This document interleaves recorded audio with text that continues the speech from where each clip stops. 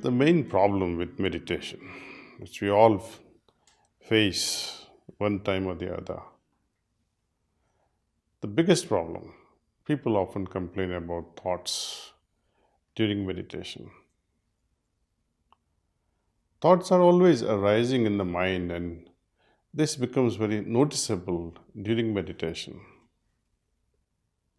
My guide used to say, just as eyes are to see, ears are to hear, nose is to smell, tongue is to taste, and so is mind to think. So when we try to suppress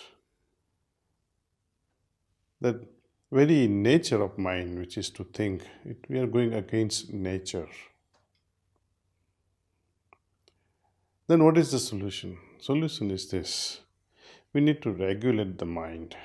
We need to train our mind in such a way so that it rests on those ideas, those thoughts, those subjectivity, so that we can dive deeper into those subjects only without being deviated into other. In a rightful meditation, when it is so effective, one will be able to deduce from daily experiences that yes, even though the meditation may have been turbulent because of thoughts, yet a right meditation would result in shift in consciousness. See how your consciousness was before starting meditation. And after meditating for 20 minutes, 30 minutes with the help of this transmission, despite of turbulent meditation, you will often see that the result of this meditation was so refined. There is absolute refinement within, there is so much of settledness within. Often we are troubled by the thoughts from the past, out of guilt perhaps, some unresolved matters that they pop up in our minds. And often things that we have not completed, they haunt us during meditation. Before going to sleep also, many things that we remember are related to unfinished tasks, something that we missed out on. So, when such thoughts do arise during meditation, should we get disturbed because it reminds us of our duty? No. Let it come, make a mental note of it, and revert back to this noble process of attending to presence of divine light in the heart. Let transmission do its job. So I'm going to read out this particular passage from Reality at Dawn by Ramchandra.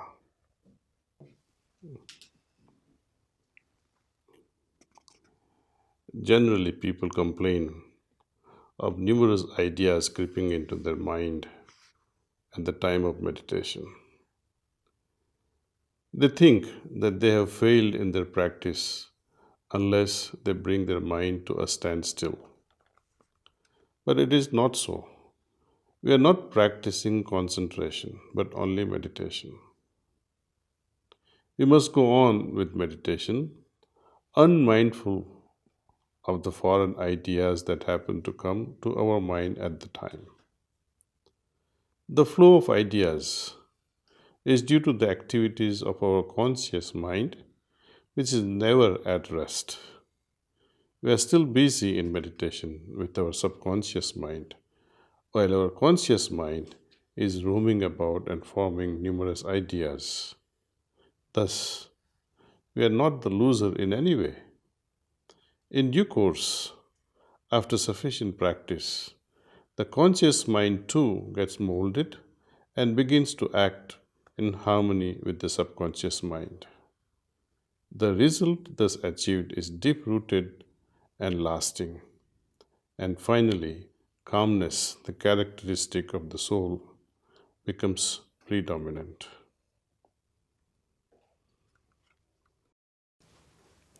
If we let our thoughts run riot during the rest of the day, how will they be calm during 1 hour of meditation?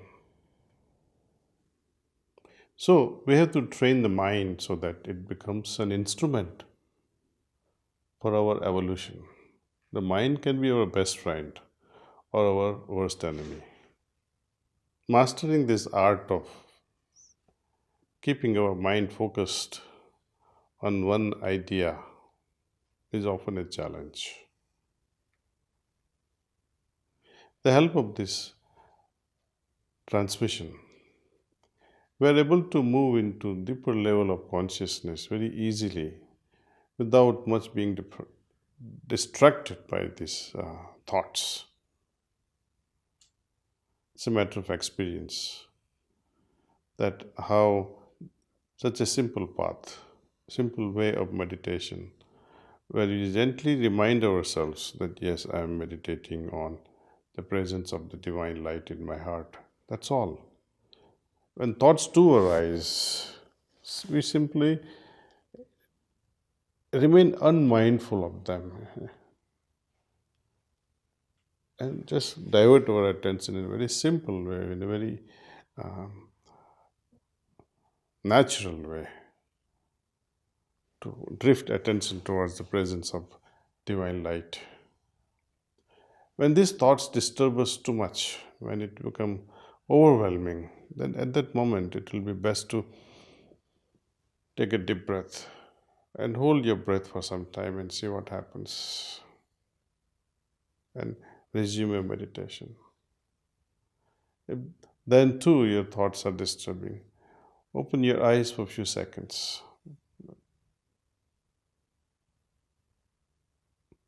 and close again gently.